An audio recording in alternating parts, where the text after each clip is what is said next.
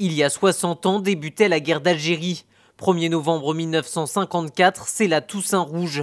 On compte au moins une trentaine d'attentats en ce jour de Toussaint contre des militaires ou des policiers dans l'Aurès et en Kabylie.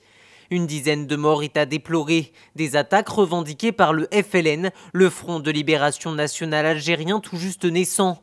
Dans un contexte de décolonisation mondiale, le mouvement prône l'indépendance du pays, divisé en départements français et n'hésite pas à utiliser la force. L'expression d'un point de vue peu relayé en France.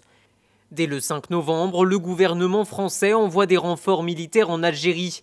Les hommes politiques français font preuve d'autorité. L'Algérie, c'est la France, des Flandres jusqu'au Congo. S'il y a quelques différences dans l'application de nos lois, partout la loi s'impose et cette loi est française, déclare François Mitterrand, alors ministre de l'Intérieur, le 12 novembre 1954.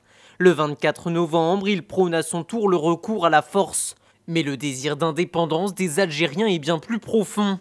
Les racines du conflit sont déjà visibles 10 ans auparavant, avec un massacre beaucoup plus meurtrier. Le 8 mai 1945, la France fête la capitulation nazie. En marge d'une manifestation dédiée à l'événement à Sétif, ils sont plusieurs milliers à exprimer des revendications patriotiques. À bas le fascisme et le colonialisme, peut-on entendre dans le cortège. Certains vont jusqu'à brandir un drapeau algérien, malgré l'interdiction, comme le jeune Bouzid Sahal, qui sera abattu d'une balle tirée par les soldats français.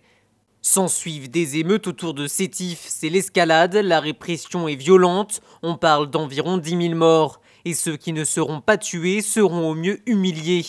Des répressions qui vont amener les différents leaders à radicaliser leur combat jusqu'à mettre en place et en action le FLN lors de la grande insurrection de la Toussaint de 1954. Le point de départ d'un mouvement qui ne va cesser de grandir et de s'étendre à d'autres territoires.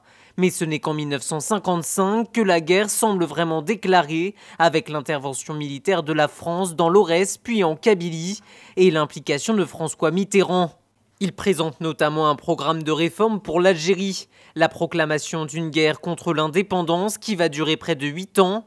Les accords d'Évian sont signés le 18 mars 1962 et adoptés par référendum le 8 avril. L'Algérie proclame son indépendance le 5 juillet 1962. Le coût humain est énorme, au moins 300 000 Algériens tués et plus de 27 500 soldats français.